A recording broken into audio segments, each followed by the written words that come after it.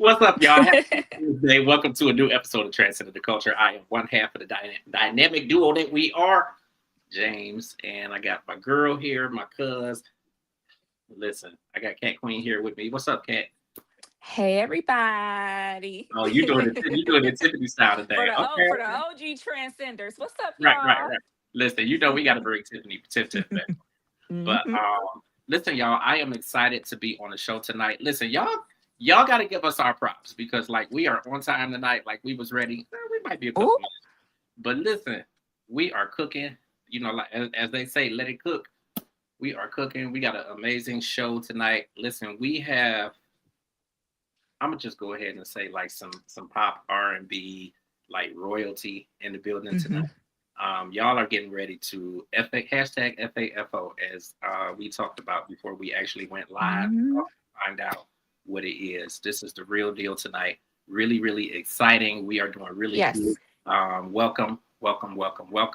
As you know, this is season 3, episode 2. So we got a lot in store for you guys throughout the season, but definitely tonight. A whole lot of stuff going on with the company, with the network, with UGD as a whole. We have a new digital issue out right now. So if you guys have not had a chance to see all of the posts that we have put out throughout the day or check out the website, make sure you get over to ugdigital.com. We do have a new digital issue out. We have booking agent Coco Lynn on one cover. We have Miss Monet on another cover, which y'all got to know who Miss Monet is. I got to know. She is musical royalty as well, R&B royalty. She has been in this business for well over 20 years. I'm really going to say 30 some odd years. She's been out here for a long time. Cousin to Raphael Sadiq. Her dad did background vocals for Marvin Gaye.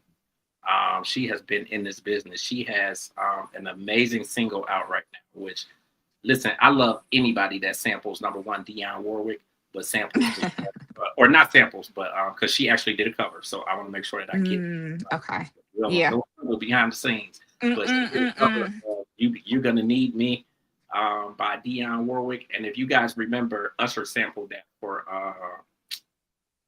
it was on that Confessions album. He sampled for one of his songs. So anybody that samples that, I just love it. And she did an amazing job on the cover of that song. So she is on the second cover of UG Digital for the January issue. And then we have a third cover, which don't know magazines do that, but you know, we different. We do what we want to do. So third cover is our PR client, Mamta Ja Mishra. So Cat Queen, you are very familiar with Monta. Listen, us autism moms got to stick together, okay? Listen. I think it's amazing. So we got these 3 covers Mhm. that are out there now on ugdigital.com, so you guys can check that out. You can also hit our website for the podcast network and the radio station. That is UGD Podcasting and Radio.info, where you can catch all of our past episodes of the show, all of the past episodes of the other platforms that are on the network as well. You got Soap Dish, you got Open Letters to a Survivor, you got Reese, Real Talk with Real Reese. talk with Reese. So many different platforms that are on there. And then the radio station is coming back. We are relaunching on another network. So that's going to be moving. That's going to be cooking again in February.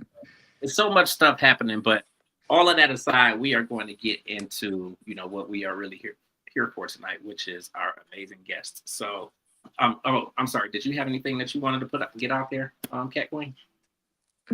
I think you pretty much summed it up. I'm ready to get I'm into just this moving interview. along. I'm like, wait a minute. I ain't even let Cat breathe. What? It's cool, cuz. Come on. You a runaway train. I'm with you. I'm riding. Come on. Okay, so listen, everybody. Tonight here on Transcending the Culture, we are joined by an artist whose journey speaks to resilience, reinvention, and real artistry. She is a Yes. Boston native, a powerhouse vocalist, songwriter, and a woman who has seen the music industry from the inside out, across eras, trends, and transformations. From her early days in the group Lady Soul. Now, if y'all are in my age bracket, do you know about Lady Soul? You know about Sister Act 2. Like you know it. You know what's going on. So, from her early days in the group Lady Soul to her recent solo projects. Listen, I can barely ever read on and to her recent projects like the Phaedra EP, she has never stopped evolving, never stopped choosing authenticity over shortcuts.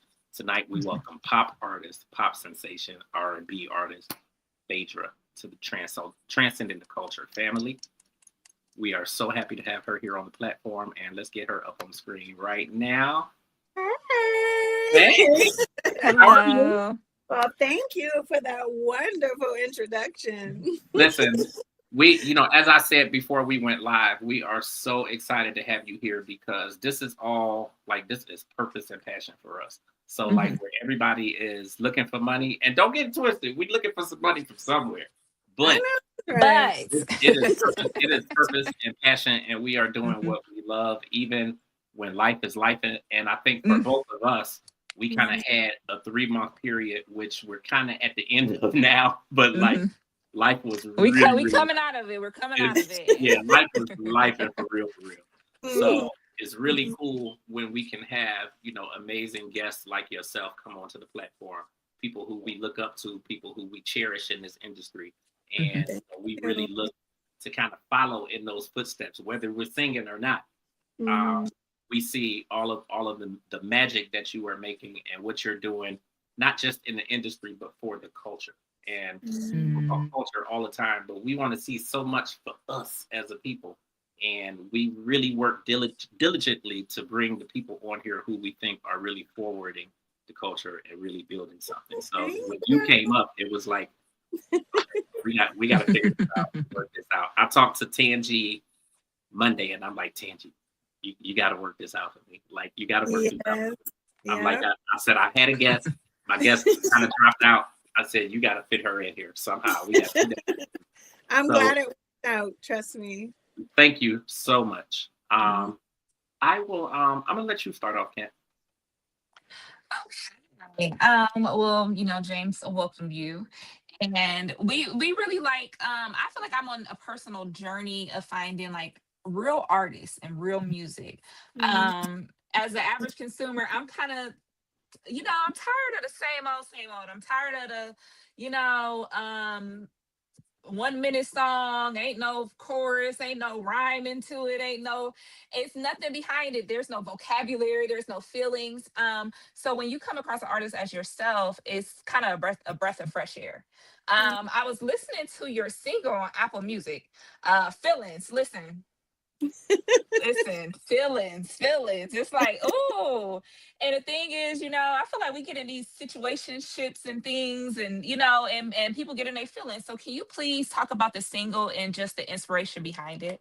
Yes. So, how Feelings came about is, first of all, I do have a project that I'm so excited about. It's called Heart of a Woman. It's an entire body of work. But in the meantime, Mm, I was getting impatient. And one of my favorite producers, who's here in Boston, American Antagonist, he was playing me some tracks. And I heard the music track to Failings. And I said, whoa, whoa, hold up. That sounds special. It just had a sonic sound that I felt mhm, like R&B, hip hop, even for jazz, believe it or not. I'll tell you about that later. Um, and he kept playing the track over and over. And the lyric and melody came to me instantly because I was at a place in my life where I had um, just left a very long-term relationship.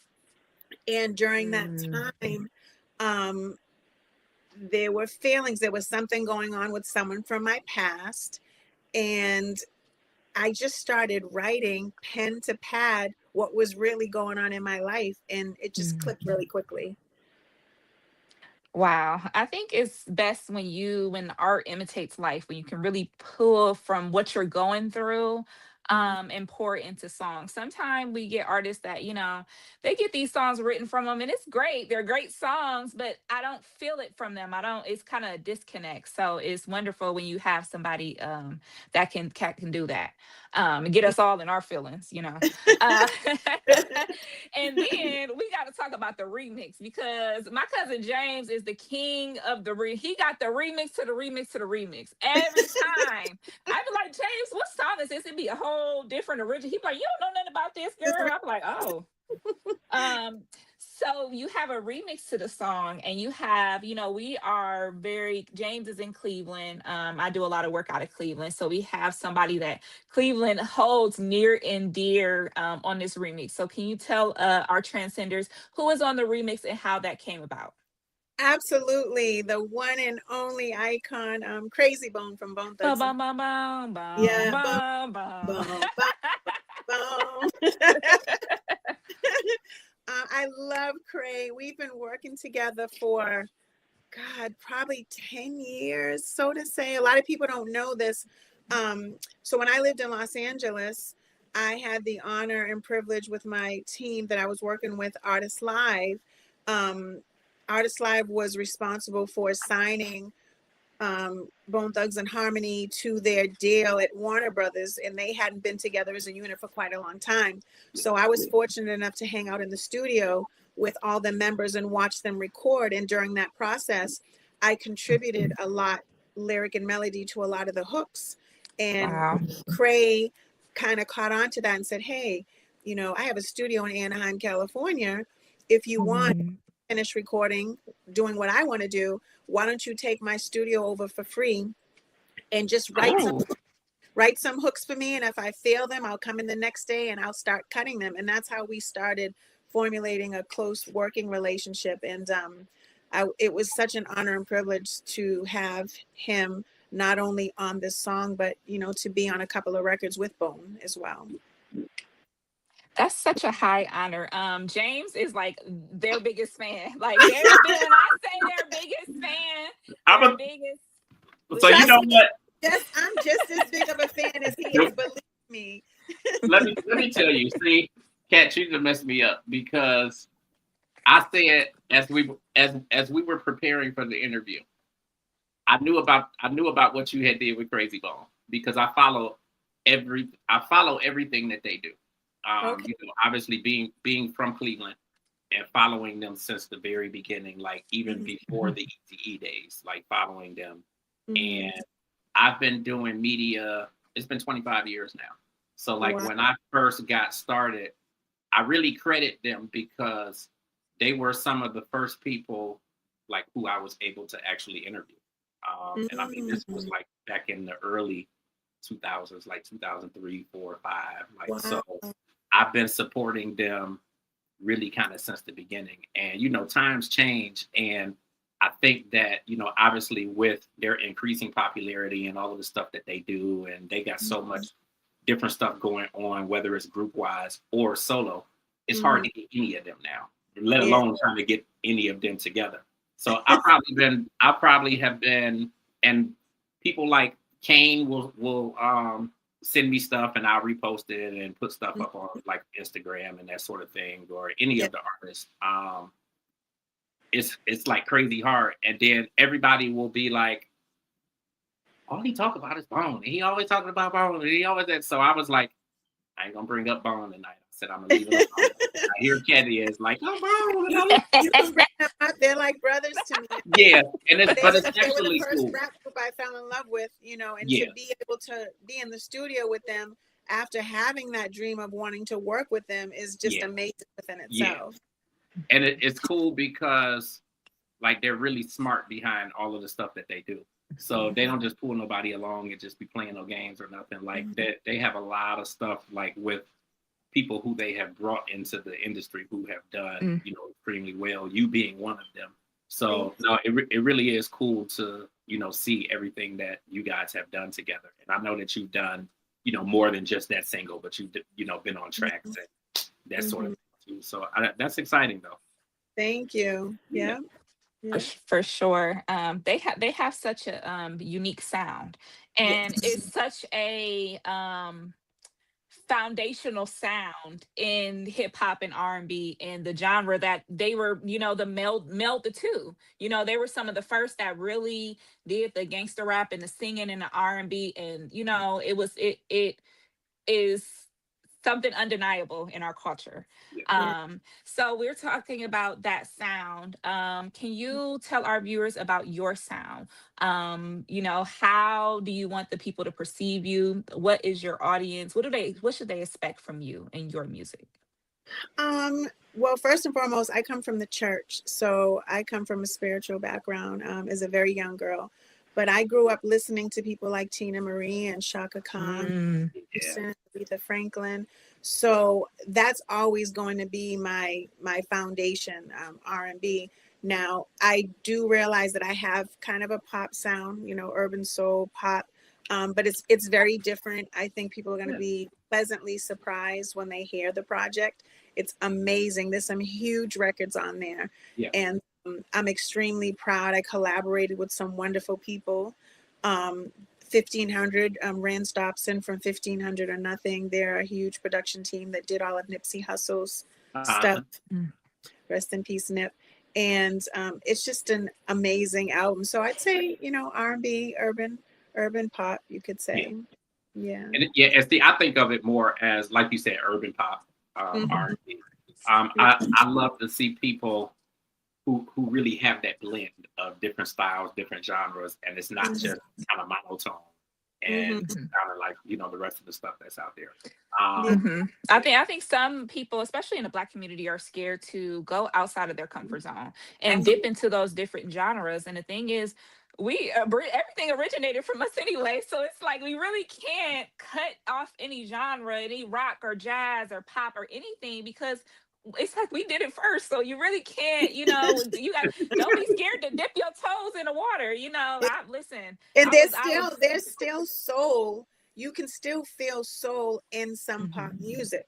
It's, you know what I mean? It's different. It just depends on where your roots are and what your sound is. So, when you're as seasoned as I am, I might hear some songs that I love, but I know what I can sing that's going to sound well, and what I love, but I shouldn't sing because I might not have the right tone or certain things. So that comes with time.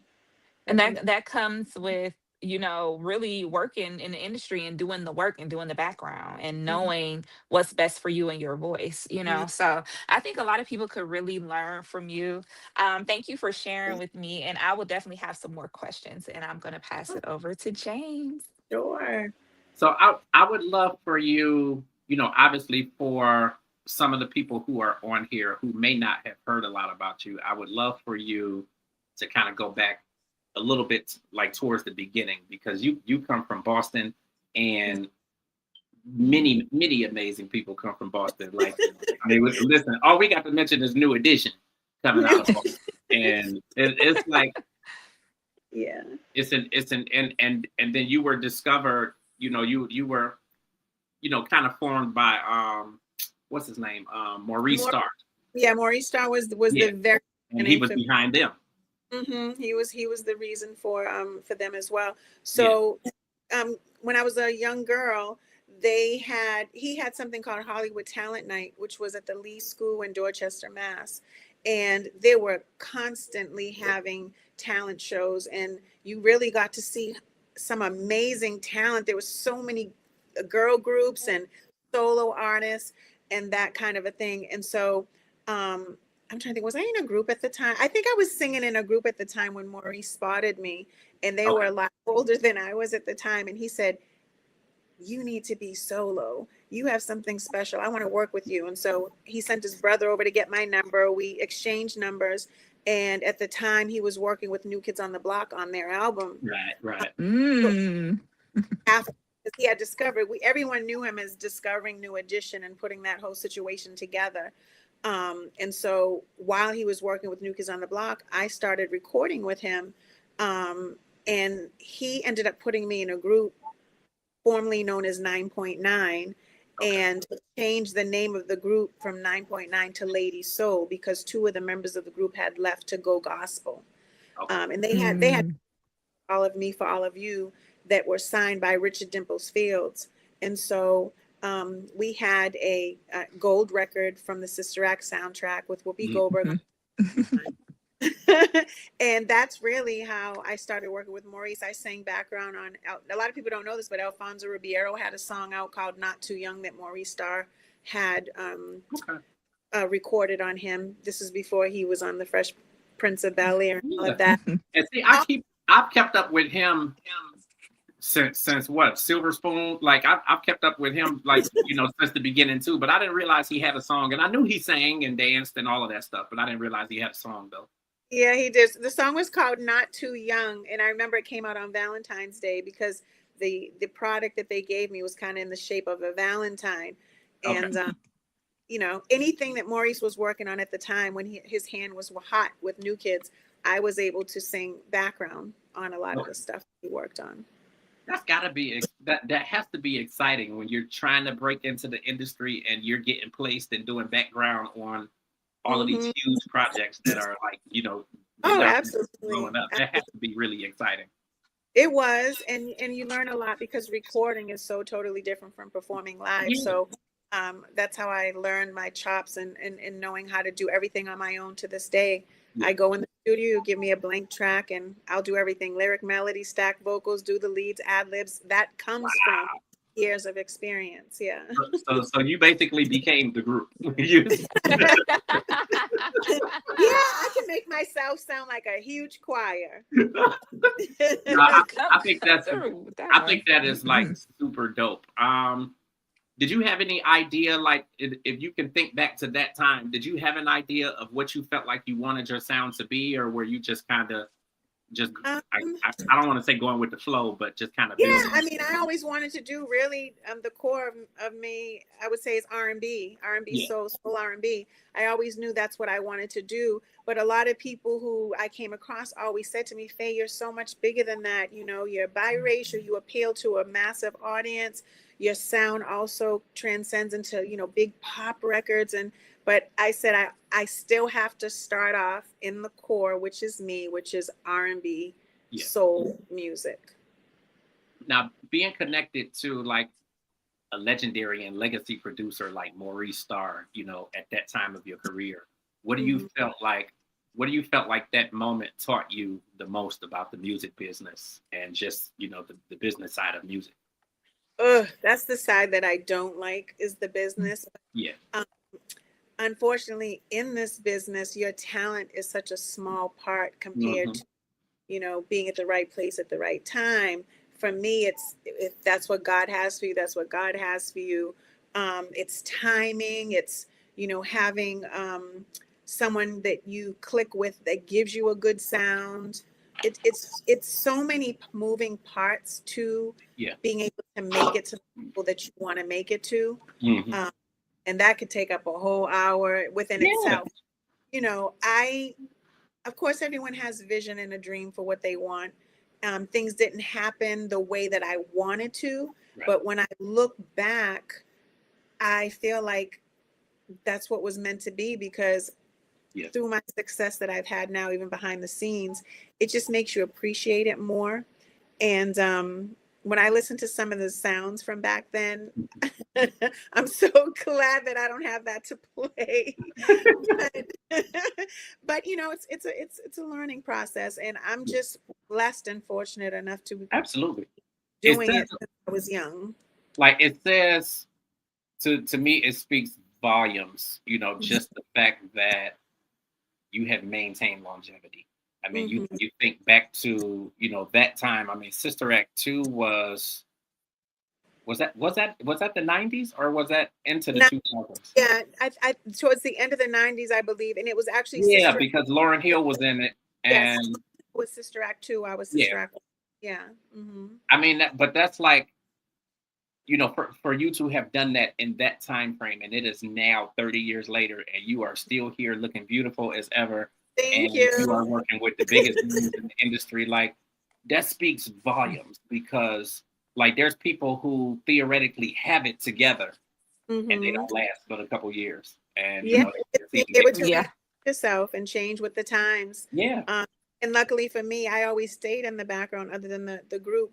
Because I just wasn't ready to be in the forefront like I am now. I mean, but it's like, you got to take your time with it, and there's nothing wrong with, like you said, being in the background. And I mean, because look at all that you were able to take in, all that you were able to learn, and you know, all the stuff that you have together now to make yourself a success. And like I mean, clearly you are doing amazing, because we know your music. Oh, so thank you. You are doing amazing. I think it's beautiful though. You've seen the industry change dramatically. And you know, just when you think of how things were years ago and now everything is digital, like how have a lot of these changes, essentially what I'm asking is like, how have these changes really affected the way that you move with your career, and you know, how you get your stuff? Gosh, there's so many moving parts. So, you know, back in the day, to get back in the day, producers, if you connected yourself with a producer, that was the thing. You know, you're signed to so and so, signed to so and so, and you know, some of the producers would charge $100,000 a track. You know, if they were really hot, they had $1 million video budgets and all that crazy stuff. You know, it was a door that was hard to get through. Nowadays, with the blizzard of brands and so many artists, which have always been around, but the gatekeepers only allowed so many in, you can do it yourself now. Yeah, but and I was gonna say too, like that's a big part of it, is that a lot of stuff you can kind of do on your own now, and you got people who are like sitting in their bathroom, or they sitting in the room in the back of their house recording, and sound like they was in the studio. There's room for everybody, and believe it or not, I mean, I come across artists that I never even heard of, and when I do my research on them, they have millions of fans.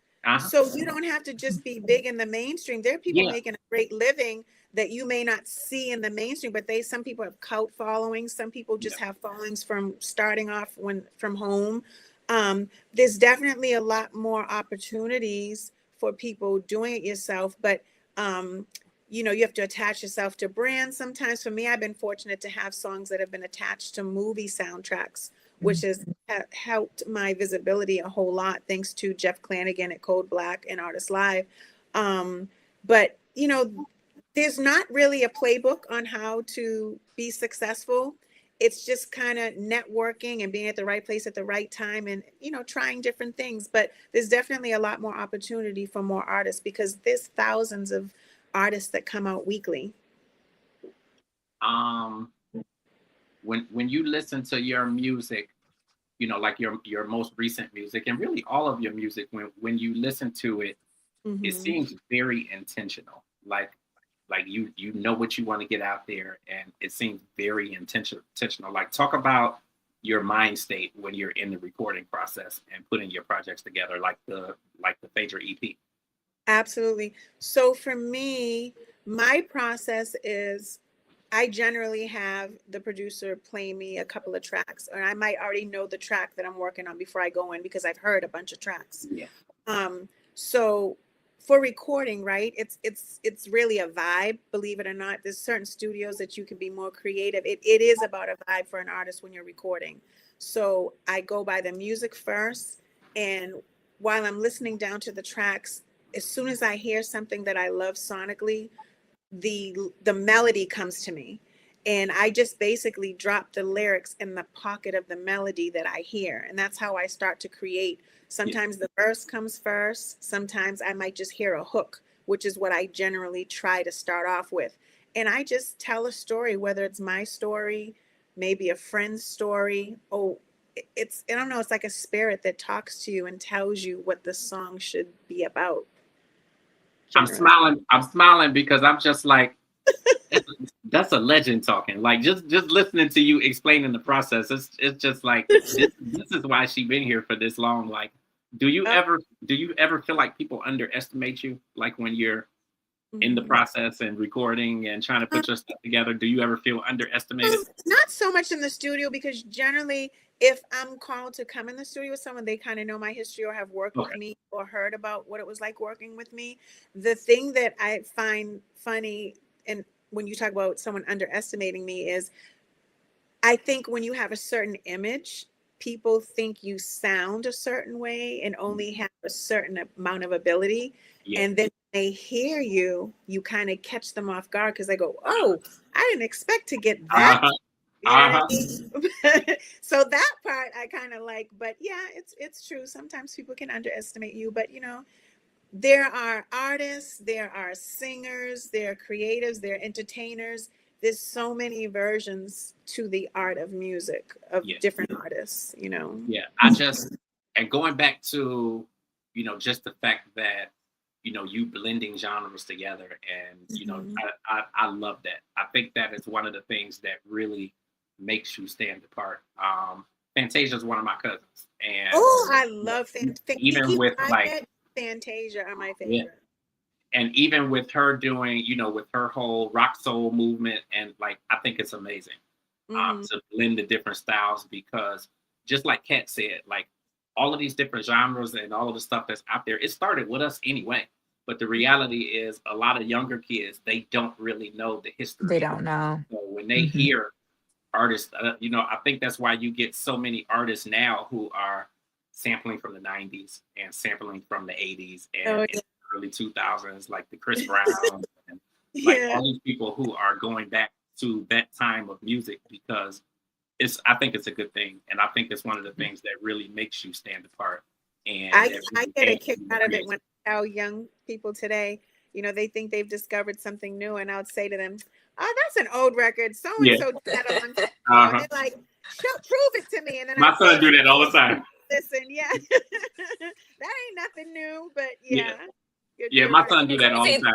The crazy thing about me is I'm a 90s baby, so I don't think something is from the 90s, and I'll be like, oh, y'all know nothing about that, and James will be like, you don't even know nothing about that, because that's somebody from that. I'd be like, it got remade. Dang, I thought I knew something. But I think that's beautiful. I think it's just like, it reminds me of you know, ancestors or your grandma passing on a recipe. Like, it's, you know, we got to keep these recipes going. And I did want to touch on that because it's so funny, because like Sister Act 1 and 2 have been going viral on TikTok. I don't know if you guys have noticed, but I didn't know that. No. Kids are watching it and, you know, seeing these stars, especially like, you know, Jennifer Love Hewitt and Lauryn Hill, and a lot of them that they didn't know were in it younger. So they're even just now finding out about soundtracks. Kids nowadays are now just really finding out about full soundtracks, and it's really going viral now. So I really love that that they can go back and, you know, get this connection, because I miss a good soundtrack with the I was gonna say, I used to love a good soundtrack, man. Like back in the day, soundtracks broke a lot of acts. Yes. Boomerang soundtrack and a bunch of other soundtracks broke a lot of Tony Braxton, a lot of artists, Mhm. so And a lot of times, artists, if they didn't have something that was so successful, maybe single wise, they'll throw it on a soundtrack and then boom, they get that publicity. So it's just something I really, really really miss. My sister is on here commenting. This is my sister Katia. She said we grew up on the Sister Acts. On Yeah. hey, the Sister Katia! Acts. Yes. But I tell you that we was oh my gosh, and I always wanted to be the the lady that used Yeah, to be doing Right. the opera, yeah, because that's my thing. But I miss those things. I miss those homey movies. And then like whenever we would watch a movie, my mom for Christmas would get us the soundtrack. So we would have Soul Food, we would have Sister Act, we would have even the Rugrats had that's Maya and Blackstreet on there. Uh-huh. Like I miss that, and I think that that's something that I really wish would come back, because I think that's just a part of it. I think it's kind of like a missed opportunity. it. Um, and I also miss talent shows. When you talked about that, that's Oh, something in me it just hit my heart, because it's like mm-hmm. thinking about like even acts, like Boyz II Men and even Outkast back in the day, and getting your friend together, practicing for months. Mm-hmm. And really developing sounds and things. They were developing themselves and not really knowing it, Yeah, because they were preparing for these talent mhm. shows. Very So true. that is just so amazing that you live these things. Mm-hmm. And I think it just shows how well-rounded of an artist Absolutely. you are. Thank Um, you said your new project is going to be Heart of a Woman. you. How do you feel Mhm. all these experiences in your life has shaped your view and your heart as a woman and the artist you are now? A whole lot. I personally feel like if you haven't really lived, you don't really have anything to pull from, Right. or Hmm. talk about. I mean, the little things that I did throughout my childhood and teens and growing up, Hmm. that all became my story today. Yeah. And what I thought was small, when I look back, I'm like, oh wow, that's incredible. I really do have a story to tell. Um, I think as a grown woman now, I hope to inspire those, like, to never give up. You can always reinvent yourself. There's so many platforms and things you can do Hmm. as a singer. It's not always about being the big star or the focal point. Like you said, there's soundtracks, there's voiceovers, there's going on tour singing background with people, Hmm. there's recording and writing records for other people. So there's so many different avenues that you can do in creating a career for yourself.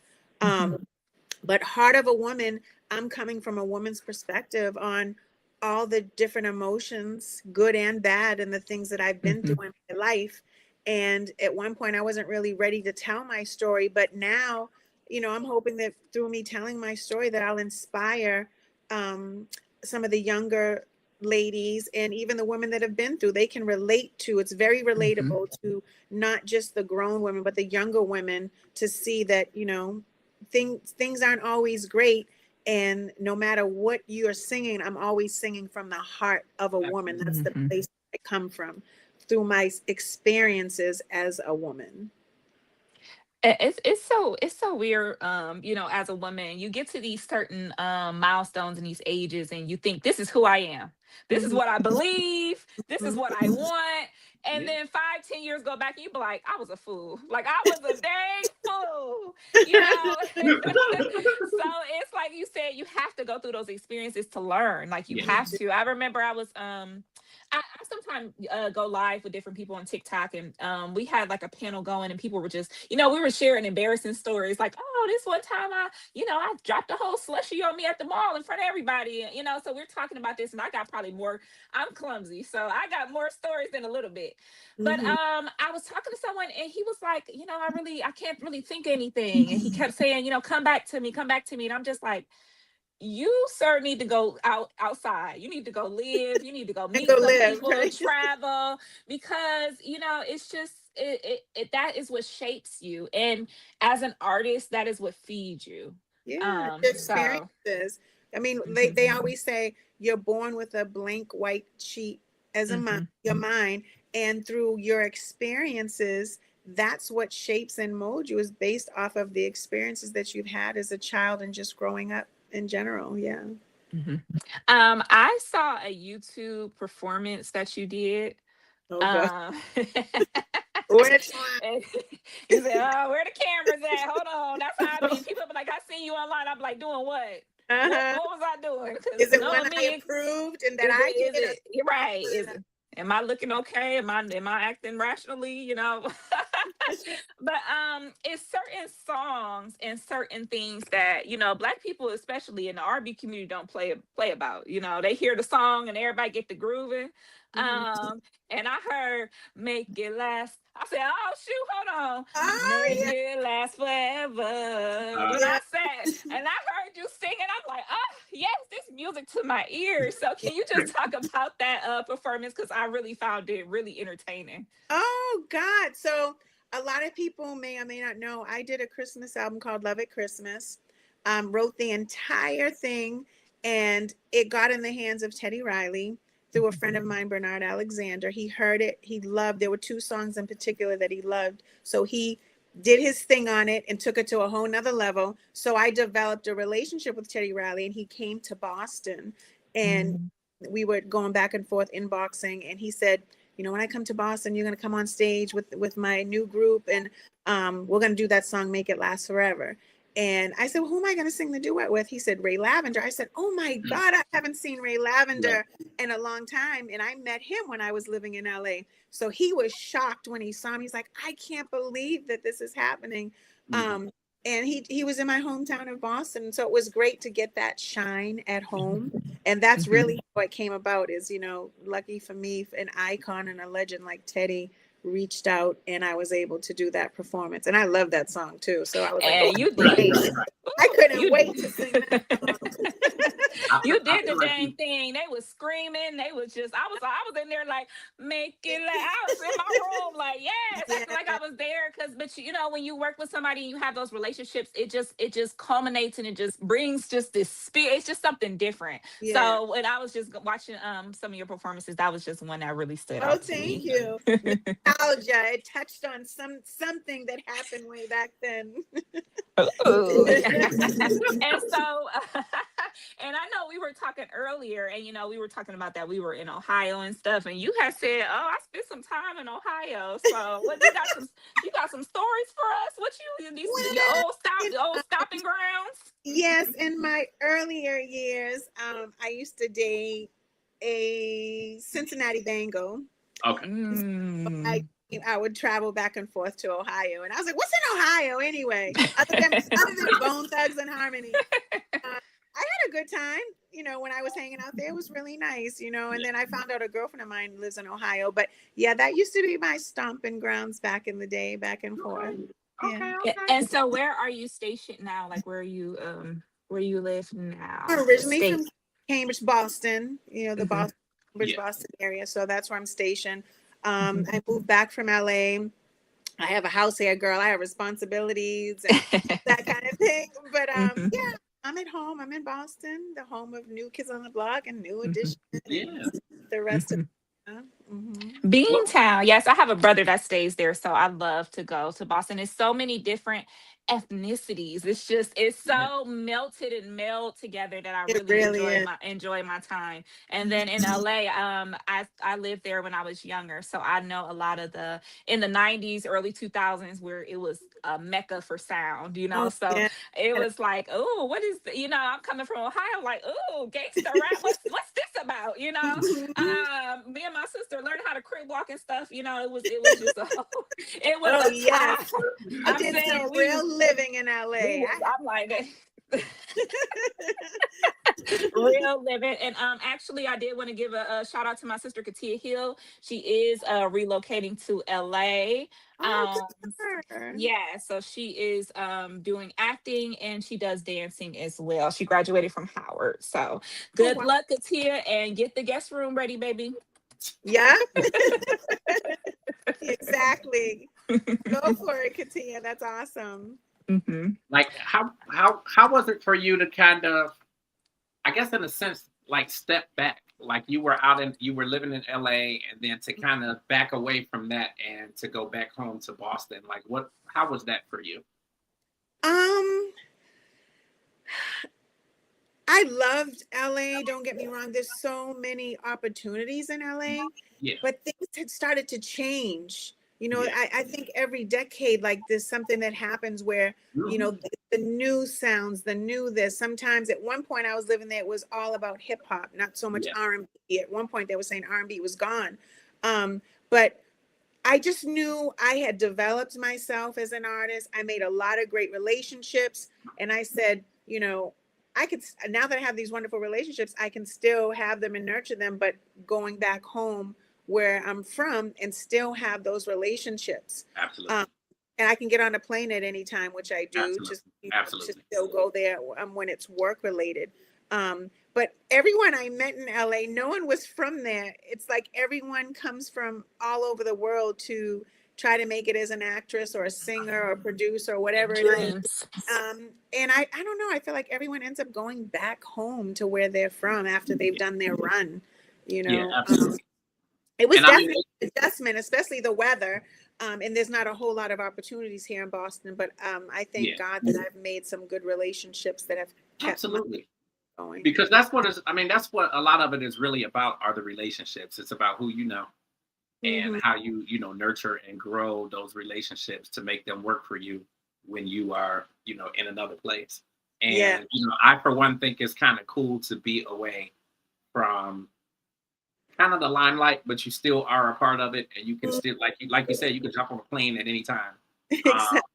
Like I had this big thing at one point where I was like, I need to be in Atlanta. But then once I moved down that way, it was like I stayed almost an hour from Atlanta because I was like, I don't want to be in the midst of like Midtown and all of the traffic and all of that, like between 85 and 75. And I'm like, no, I don't want no parts of that.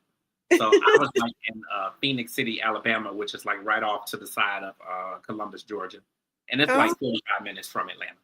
So, but it was cool because, just like you said, you could jump on a plane. It was like I could get in the car and drive to Atlanta and do what I need to do and then get the hell out and go back home and be in the country. And it's weird that I actually grew accustomed to living kind of in the country. I was like, shit, I could stay down here forever. And but I think that's cool though. Like in a sense, as I said, like kind of stepping back or stepping away, like how do you think that time has reshaped your purpose, just in what you're doing now? A whole lot, because I'm in a different place in my life. I know what this business is. I do it for the passion, and I feel like it's my purpose. I know I'm going to end up in the spiritual world, so to say. That's still on my heart. I know God taps me on my shoulder where I would love to do a spiritual project. But right now I have to get this monkey off my back with this project and some R&B records and things that I've worked on that I'm just ready to release so that everyone can tap in and I can just, see what it is that people like. Because my main thing is I love to perform live, especially with a band. That's my thing. I just know that I love a live band. It's nothing better. It's nothing better than a live performance with a band. It's just different. It's just different. Yeah. So now you got a reason to come to Cleveland because you need to come and perform and do a live show with a band.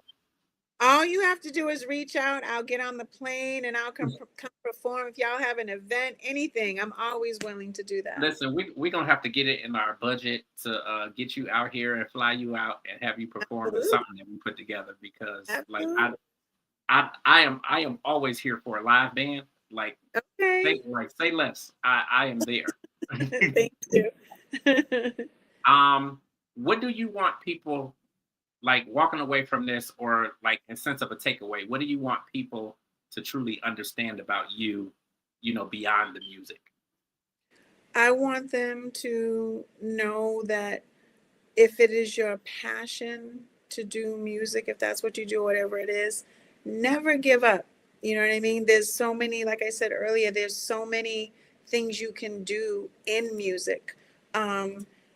And I just want to be an inspiration to people to say you can reinvent yourself and you can tell your story and you'll find yourself in a great place. Like I'm proud of all my accomplishments. I know I have so much more that I would love to accomplish and do, but I just put that in God's hands. He always works it out for me, and wherever he has me to be, that's where I'm going. Yeah. So my last question.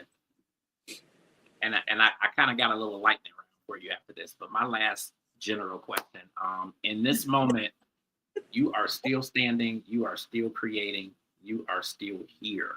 Like, what does that feel like in your heart to still be here in this business after all these years? Honestly, it's a blessing, because so many people that I came up with in music, they quit a long time ago. Yeah. I never, I And I don't think know. so much happens in the business, and like we just talked about the whole business of it. There's so much that happens, and people trying to take advantage of you and run over you and take your money and all of this stuff. Like, it causes a lot of people to step away, and really, the reality is sometimes people end up having to step away to survive, because they get in so much debt, behind people, trying to take over and take things from them. That's another thing I've been able to do. I've always had a great balance. I've always been able to work and do music. One thing I do know is it's very hard to just rely on the music business if you're not Absolutely working. So I've just been really blessed to be in great situations where I will have a retirement when I give up on music. And when I retire, I can go on the road and do music whenever I feel like it, because I'm writing a check at the end of the day. So I always knew that. I always made sure I prepared myself for my future. I made decisions based on that. So, I'm in good hands. I, it's funny that you say that. I love the way you just said that. Jill Scott just did an interview. I want to say it was with, because she's done a handful of interviews now, because she has a new album coming out next month. Yeah. But I think it may have been her most recent interview with Angie Martinez, and she talked about how she lived in her 20s, and then how she lived in her 30s, and how she lived in her 40s, and now that she's in her 50s, she can work when she goddamn well pleased. Yeah. And I think that that's beautiful. You speak to being able to work and have a retirement while you've still been doing music and that sort of thing. So if you ever decided to walk away from this, you still got a retirement. Like, I think that is gold.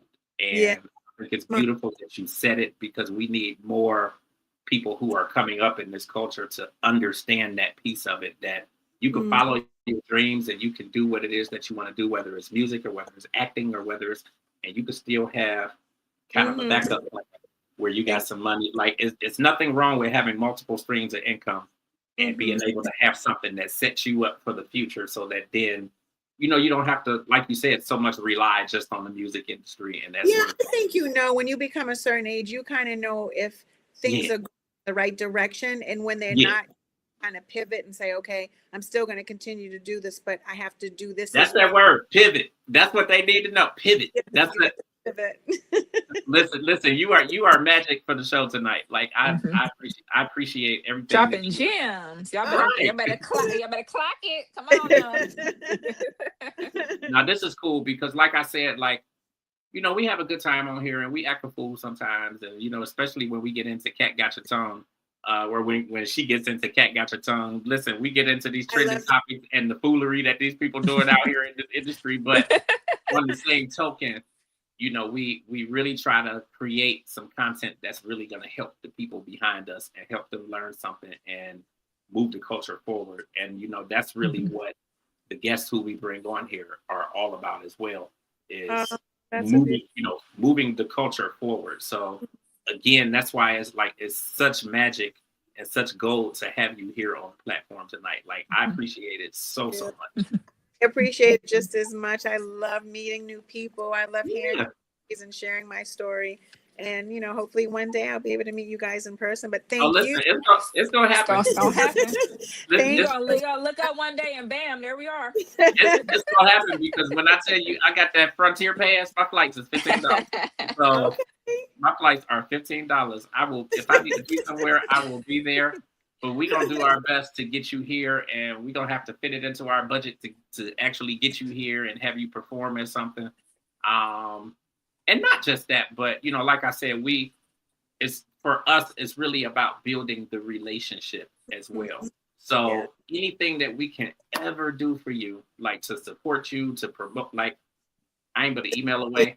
Cat ain't but an email away or a DM away or whatever. Like there's so much red tape in this business that I've seen over the last 25 years. So with our company, that's one of the biggest things that I try to do as well is remove the red tape. So like even when I do my radio shows and I'm at any station and I bring somebody in, I'm like, listen, if you just walking by and you like, I want to go, come up, like forget all the red tape and trying to call somebody and see, can you get on the schedule or whatever, just come up or call me or send me a text or send me a so you are absolutely UGD family now. So when we be telling people that this our cousin, don't act like you don't know us, Phaedra. Just continue planting feelings and getting the word out there about this record for myself and for Cray. And, you know, like you said, when I have my next single and some other things coming out, I'll make sure to reach out to you. Make sure you, or if you go to, you know, whether you send something to me or send me a DM or an email, or if you get to Tangi gonna always get it to me. And either way. So like we appreciate you so much for coming onto the platform. Did you have anything else, Kat? No, I think I got all my little questions off. Okay. Final words, final comments. Like, do you have anything that you want to get out there? And then I also would love for you to kind of blast out your social media, website, that sort of stuff for people to check you out. I would love for people to follow me on The Real Phaedra on Instagram, or Phaedra Live on Facebook. I'm on TikTok, Snapchat. I'm on all the platforms. And if you could go on YouTube under Phaedra Butler and hit subscribe, I'm going to start, you know, doing a lot more interesting things. And, you know, I'd love to hear from you, whether you like something, you don't like something, but most importantly, if you could support and come out to see me perform live if I'm ever in your city, for sure. Absolutely. Well, we travel for sure. So we gonna see you, whether it's here in Cleveland or if we have to come somewhere and see you. We're gonna make that happen. But I appreciate you again so much. We absolutely will do this again, you know, at your leisure, or if you feel like you need to get on or whatever, just let us know. Like we will always make room for you. Thank you. Absolutely. Thank you so much. Bye. Thank you. Nice talking to you. You too. Have a good night. You as well. Bye-bye. Kat, I love you. Listen, we have the best time. I'm telling you, like, we've been on a roll with these guests. Like, they dropping gems. I told you, I got my handy dandy notebook. Look, I'm writing it down. Handy dandy notebook. Blues Clues. Okay. Blues Clues. She said pivots. I think that's something that a lot of people don't know how to do, especially in the entertainment industry. But and you the know thing what? about it is, you know, I reinvent myself every 5 years anyway. So. But life will teach you that, because, like, I mean, it's not like we have not known that, but you know, I didn't say it on. Well, now this is episode 2. Thank you, Katia. Thank you, I love you. I don't say much when you be on here, but I love you, Katia. Thank you so much for being on here tonight. And thank y'all so much for supporting Kat, because like I know that Kat is loving what she's doing, and a lot of it is because y'all are supporting. Like, thank you, Katia. My heart, love you, girl. Yeah. Life will teach you that, because, like, you know, with my little shenanigans that went on for the last 3 months, it was like I had to pivot and I had to do that shit real quick. Because, like, if I didn't, like, shit was gonna go to hell in the handbasket. And listen, like, I had to pivot real quick, but God be working too, all the time. All the time. Like, my good sister told me, God is good all the time. Okay. But I'm just so blessed with these guests we've been having, and just you know, I do feel like I'm in a transitional period in my life. I'm, you know, things are changing, I'm growing, I'm really, you know, coming into myself as a woman and finding out what I want, what, you know, and it's just nice to, like you said in the beginning, to have these people that inspire us. You know, I don't have to be a singer to pull lessons from what she said. Right. You know, you don't always have to, you know, people got to realize, listen to what people say. And a smart person learns by their mistakes. An even smarter person learns from other people's mistakes. Absolutely. You know, and so she spoke on, you know, having a retirement, and, you know, her having a job on top of doing the music stuff. And when you have a dream of something like entertainment and music and acting and media, podcast, like all of that kind of stuff, a lot of times you get in this headspace where it's like, I need to just be doing that, and I don't have Hmm. time for nothing else. And twice I've been in that head state, and then I've kind of gotten out of it, and then I got back into it. And Hmm. I ain't working nowhere for about 3 years because I was doing this kind of stuff. And then it was like when the shit kind of hit the fan unexpectedly, it was like if you had that backup shit, then you don't really Hmm. have to worry about it. And a lot of it is about pivot, but it's also Pivot. about being smart, about the way that you move. And the reality is we could do this shit on top of doing the other shit that's gonna keep some Hmm. money, in the pocket and in the bank and all of that stuff too. So I mean, she gave a lot of gems that, definitely is helping me, but I know it's gonna Hmm. help a lot of the viewers who were on here tonight and the people who, have yet to see it. So I think it was dope. Hmm. I appreciate her being on here. I appreciate you bringing up the Crazy Bone reference because I wasn't gonna say nothing about it. I wasn't gonna say nothing about it. And I mean, I obviously I know you. knew, I know you knew. Sure. but I was like, I ain't I'm have gonna to leave that question that. alone. I said I'm gonna leave that alone. Per our conversation that I said Per, I'm gonna leave that. I said I'm per. gonna leave that alone. I'm gonna leave that But it still is alone. cool though because one of the cool things is that like he did right by her, like he did Hmm. right by her, and he's done right by Right. everyone. You know. Hmm. So I think that that's really really dope, and it Yeah. speaks volumes for his legacy. On top of hers. Yeah, and I mean, really, it's Ohio legacy, and Absolutely, it's absolutely, Ohio legend. So I had to ask about it. absolutely, Um, absolutely. but yeah, it was nice. I really liked the interview. I really love her sound. So and like I said, I love finding new artists. I'm Yeah, tired of listening to the same old, same old. So it's just always nice to find somebody new, especially when you really if and especially if they working with artists that you already love, you already it's like, dang, right, let me just right. go ahead and add this song. I already know I'm gonna like it. So Uh-huh. definitely shout out to Phaedra. Absolutely. Um and then so earlier, let's get into a couple hot topics. We just gonna Yeah, do a couple, just a little bit of cat got your tongue. that's Wow, cool. just a That's cool. little That's cool. yum yum yum That's yum. that's cool because there's some shit happening out here, man. First So and foremost, look. First and foremost, before you even get into the crazy stuff that's see out there, Tangi, yeah. Thank you, Tangi. We love you, Tangi. Tangi, thank you for everything Tangi. you I do. I I love you, Tangi, and you know that. You know that, but I Mhm. love you, Tangi. Before we get into anything, I really want to send a big rest in peace and a shout out to the family of oh my god, from the Fugees. Oh yeah, that was just terrible. Yeah, Oh man. I'm so mad now. Um and I've been talking about him all day long. That passed away. The affiliate, because he wasn't in the Fugees, but John yeah, Forte. John Forte. Mhm. Oh my god. And I was just listening Yeah. to it's weird because I'm not a 90s baby, but I be calling myself a 90s baby because I'm Yeah. so into all of the 90s music and Uh-huh. like what's his Staying Alive, that the Mhm. food that Wyclef did, the remake of Staying Alive, and John Forte was Mhm. on there. Like that's on my playlist. So I just was playing that like last week. Like I was on that part of Yeah. my playlist and was just playing that and was playing what's that? It's another song that he did with Wyclef too. And yeah. And then his album, this it's crazy, just to know Yeah. he passed away. And they still haven't, They unless more haven't really people said come out, it they haven't yet. said how he died. But Yeah, they they said said a they're neighbor found still. him laying on the kitchen floor, Hmm. or was able to see through the wall. Yeah. He was laying on the kitchen floor. That's so sad at 50 years old, still Yeah, so young. yeah, 50, young. So yeah, rest in peace to him. Shout out to his family.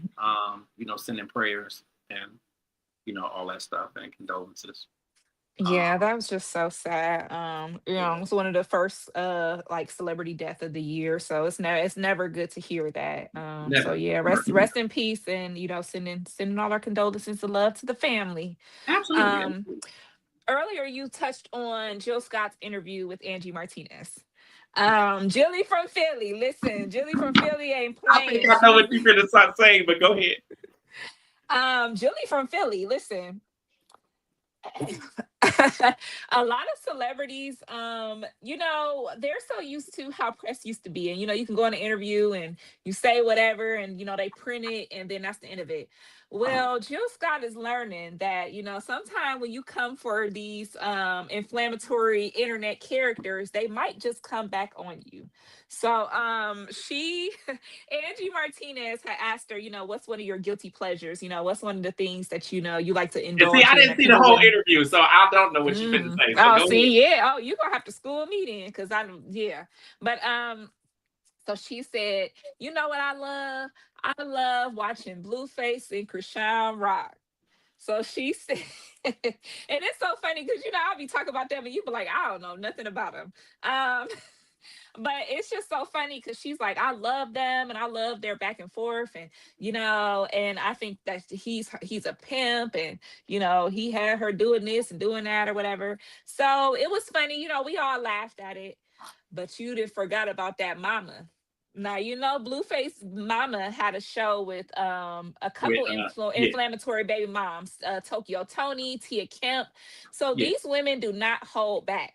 So she went on a whole all day rant about Jill Scott, and there was some unsavory comments made about her, just telling her basically, Sheila, shut your up, okay, because we ain't worried about that. So it was just funny because I never thought I'd see the day Jill Scott getting caught out on the internet, but yet here we Well, are. Jill, So what's her name was calling her out too. What's her name? The one that was making all the crazy comments about Diddy and um uh, not sure, but yeah. So I'm it gonna just tell was. you. You Yeah, like not sure? yeah, I'm gonna tell you. find out. But it was just so funny, just seeing.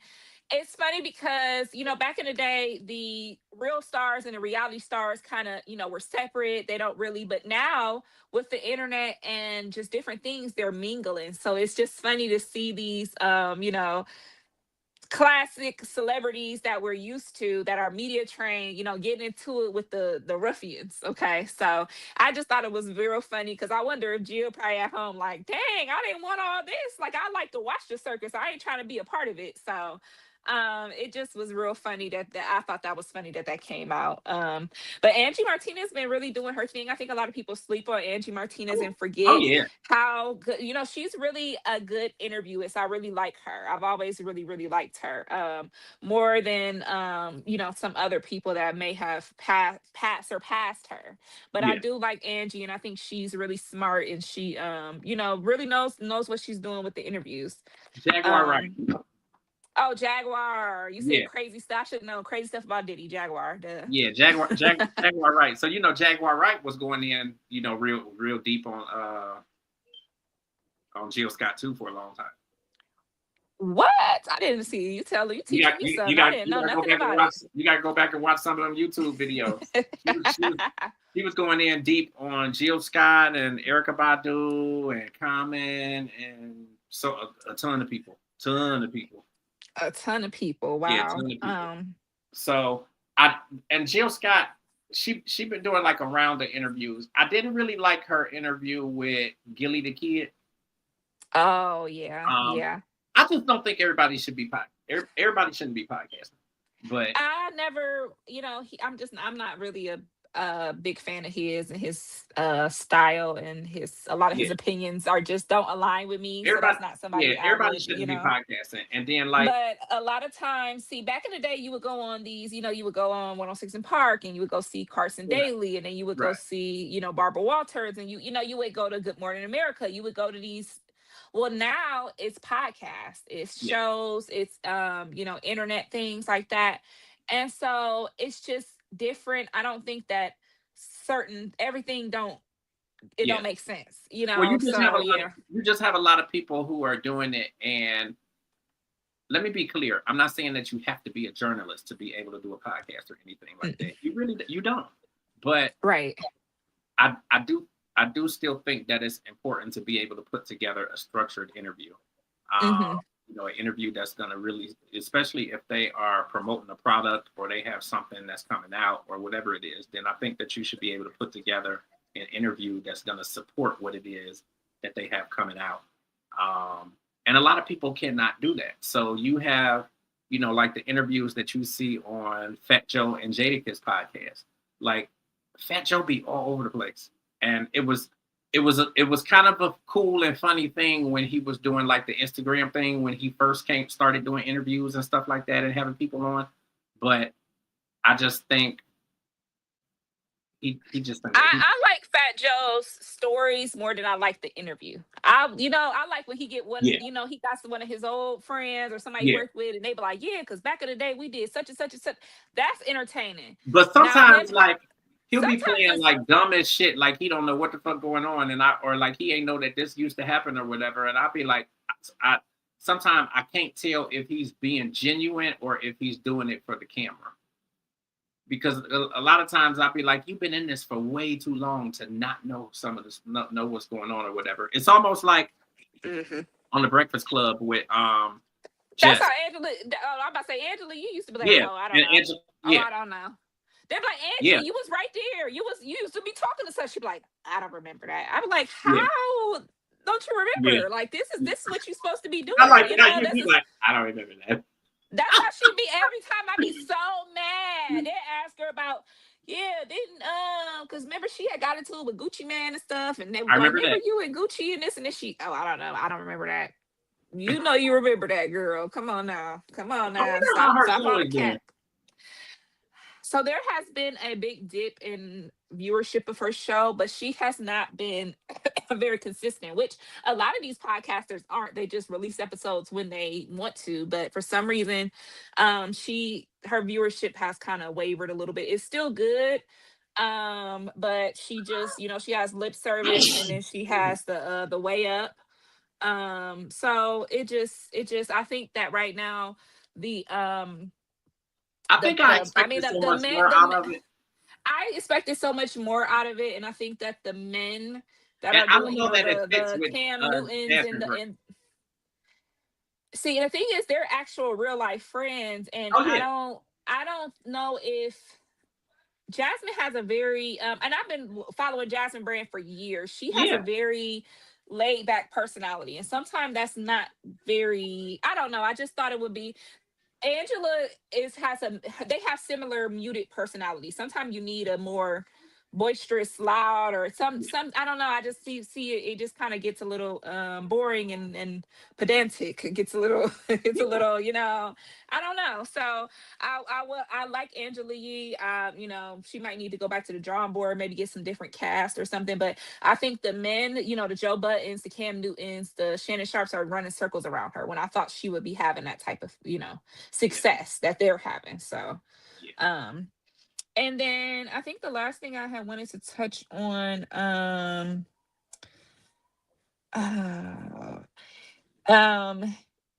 speaking of Cam Newton, they've been giving him the business. They've been. Yeah. And it's funny because a lot of it, it's the stuff I've been saying for weeks. I've been saying this, but I think it took a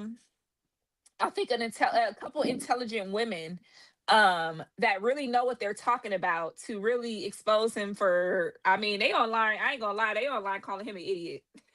Okay, they're calling him. He had Lady London on there, and she was asking him about his style, and he kept using. He uses the wrong vocabulary and words and terms for things. He always all you does. all you have to do is really listen to him for about a 5-minute stretch, and you will come to the conclusion that he is dumb as a box of rocks. He reminds me of a lot of guys I've dated. I'm not gonna lie. I'll be sitting there eating my little steak and shrimp, asking them questions, and they really, and the sad part is they really think they're intelligent. There is nothing in this world that is gonna he would fight this to his death, that he's intelligent, that he's smart, he's above average male, he's this and that. And I'm sitting here telling you, baby, you're really not. You're really not. You're getting ran circles around. Because I was telling you about the one. What was the girl name that was on there? And she was running circles around him, like No, Well, yeah, they had this week. It was Lady London that was on I there, didn't and see her. 'Cause she okay, I haven't been watching consistently. I don't For the watch it last few months. consistently. I look at the clips. You know, it usually when his episode comes out, he goes viral, and then we see the clips. So he was using eclectic wrong. He was saying eclectic, Yeah. and she was laughing and like trying to get him to to school him like you're using the wrong word. And I've been in this conversation with the guys I've dated. I'm saying, I'm sorry. My mom was very big on vocabulary and speech and things. So when I hear people say so, I'm like, in my heart, I'm like, okay, I'm not gonna correct them this But time. But I if you think say that's it what. too many times, it's like, what the heck? And then he didn't even take accountability to him saying the wrong word. He like, oh no, that's my word. I made up. Like, you ain't make up that word. You just used Right. the wrong word, and now your ego is hurt. Yeah. And so, it just it's just so funny. Like, But I'm I think glad what people gets seeing it. me is that for the setup that he has and the studio and it's people in the background and all that. Like, I'm quite surprised that there's not somebody maybe in the control room or something somewhere like with a headset on that could talk to him in a headset. Like, you're saying the wrong word is ecliptic. Yeah, I mean, they probably have a lot of those things, but like I said, I just think he is. I've met a lot of men that are like that think they're smart. Yeah. So they think they're smarter than what they are. Sometimes you have to be honest Smarter than about the average your man. You okay? smarter than average man. Yo, Boo. But a smart person can realize their faults, because sometimes I have my faults. My fault. Sometimes I don't have the best. I don't have the best memory. Sometimes when it comes to my short term memory is bad. Like, if somebody asks me something about today or something, I might really not know what they're talking about.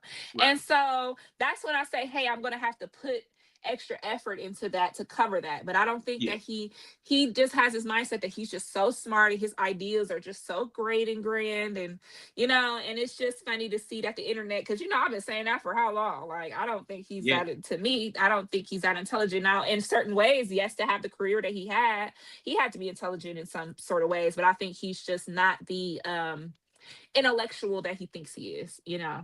No, and plus, y'all need to stop letting niggas with big ass suede hats act like they doing something. I'm tired of these niggas and these suede. Listen. They put on a big old suede hat, and now they think they dang the president of the United States. Like, it's just, I don't know. I remember Neo started dressing like that, and I said, you know what? Who likes Neo? Yeah, he got 5 girlfriends, so somebody like him. They like them pockets. That's what that is. Let them go broke. And let him go broke, and he gonna be he gonna have zero girlfriends. Yeah. But yeah, that's all I really. Let them pockets go broke, and he don't have zero girlfriends. That's what they like. Zero, yeah. So yeah, just crazy. But yeah, that's all I really have for y'all today. I really like the show. Shout out to our guest. Shout out to Phaedra. Shout out to Tangi. Thank y'all so much. Yes. Shout out to all the people who were here on the on the live. I saw the numbers. The numbers, they go up, they go down, they go up, they go down, they go down. Katia, I love you. Thank you so much for coming on. I thought I saw Carla's name in there at some point or whatever, but not sure about that. But yeah, we seen Katia. And the funny thing is, I'm scrolling through all the comments. I didn't. I don't know why I thought I did, but I know. And Carla's antennas was at the Funny Bone this weekend, but she went Saturday, so we didn't see her. But yeah, shout out to the Funny Bone. We had a great time. I got my mozzarella sticks, y'all. I was happy. Absolutely. Listen, we appreciate you guys. Thank you guys so much for tuning into the show. We had a really, really good time with our guest today. We are working on next week's show. We do have Mamta Ja Mishra, who is on the cover of the new digital issue of UG Digital Magazine. She is going to be check it out. So make sure that you guys are watching and checking for that. I think that's going to be an amazing show. We'll have an amazing guest for you next week as well. We'll get that announced over the next couple days. You guys know that you can get me at I am James Grant and Authentically James on Instagram. And then Instagram. I am James Grant on all other platforms. And Miss Cat Queen. You can follow me all platforms at Cat Queen. Also on Instagram at Cat Gotcha. And make sure that you guys, subscribe to the network.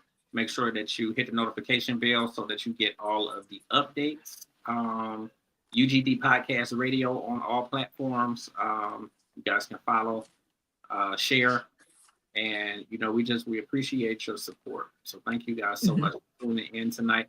Listen, we stayed on the good time frame tonight, Kev. For once, look at us, James. We're growing. We're growing. I think that we did amazing. Listen, because it matters, when you're doing this and when you have a guest. Not only does it obviously help our time and the flow of the show, but it also shows the guests that we actually care about the fact that we had them on the show, because we come prepared, and like we have done the research and we got all the details, we got all our notes, we done mapped everything out, we knew how much it was gonna take. All them questions. The questions and stuff that I sent to you, I had timeline and frame stuff on there, which works really, really good to have that stuff in place, because again, it shows the artists that you really care about what it is that you're doing, and that you appreciate them coming on, and that you are being conscientious of their time and everything too, and we're not keeping them for hours and hours. And we are a media safe space. We're really here for the artists and our guests. So period. So we love you guys. We appreciate you. Thank you so much for tuning in. We are signing out. Until next time, y'all have an amazing night. Enjoy the rest of your weeks, and we will see you here on Transcending the Culture next Wednesday. Everybody have an amazing night. Bye.